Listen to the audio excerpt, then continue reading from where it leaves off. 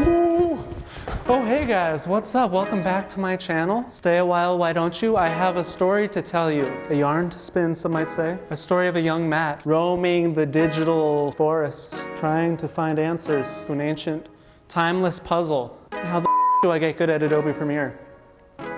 Good question. I didn't know, and I did research. I journeyed for years, and eventually I came to Plural. Plug, this is Plural, social media agency. We do stuff, make things. And I passed on my knowledge to various assistant editors, and they helped me put together this list. Here are tips and tricks to Adobe Premiere for beginners. Number 1, hotkeys. They make everything so much faster, so much easier. I'll start with the default ones you should know. All of these are customizable, so you can change them to whatever you want. V for select. Want to select everything to the right of your timeline? Press A and then click. If you want to raise or lower your audio, just press G. R, and you press that, and you can stretch your clip to however far you want, and it will adjust the speed so that the clip lasts that long. These are not default hotkeys, but I really recommend you set them up. E will link and unlink audio from the video clip it's attached to. Oh, my light. And it's like the fog has lifted. And okay, back, there's one more, sorry.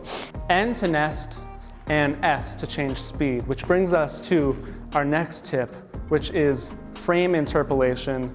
I press S and it changes the speed, right? You're here with me? It gives you the menu to also change the frame interpolation to optical flow or frame blending. You got choppy footage, you can go to a much lower percentage of speed if you use optical flow. This isn't a new topic, but it's one of my most common instructions for assistant editors, and it's low-key the way I test to see if somebody knows their shit in Adobe Premiere or knows how to problem solve within Adobe Premiere by themselves and figure it out. I say, can you slow down the footage to 70%? Put optical flow on it to smooth it out, and then throw warp stabilizer on it to just stabilize the footage so it's not as shaky. Oh my dude, you just got pranked! If you know Adobe Premiere, you would have realized that there's one big problem that comes up when you try to do this. You can't slow down footage and throw warp stabilizer on it without nesting your footage. So here I have my clip at normal speed, and let's say I want to get a little bit more out of it, so I press S to go to speed, 77%. It's like a little weird, I'm pushing it a little bit, go to optical flow, okay. Now I click N to nest, I'll just call it nest, throw on warp stabilizer. I'm actually going to lower the smoothing. I'm going to fast forward when this all loads. And now here you have a nice and smooth clip. Has a little slow, rapid fire time. Secondary Lumetri colors to fix skin. I have desaturate the ginger as one of my tips because sometimes if there's red hair in a scene, it's a little, let's say there's like blue water bottle cap here and it's kind of distracting because it doesn't fit the scenery. Boom, desaturate that with secondary Lumetri color. Throw on Bandpass to your default audio and it'll make it sound more natural, it'll make it sound like it's a little further away maybe. It just makes it so much better so fast. Every time you make a new cut of a video, duplicate your sequence so you can go back.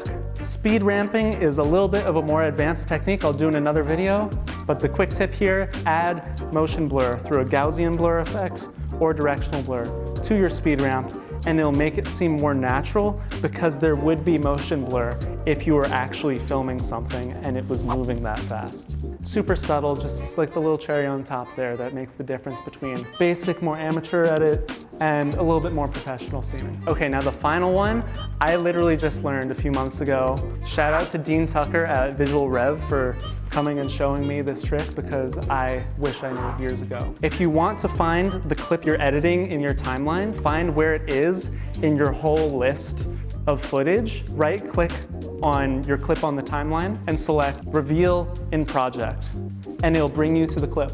And then you can see everything around it. That trick should save a lot of headache looking through all your footage. That is it. Those are a number of tricks and tips that I hope help you in your Adobe Premiere journey.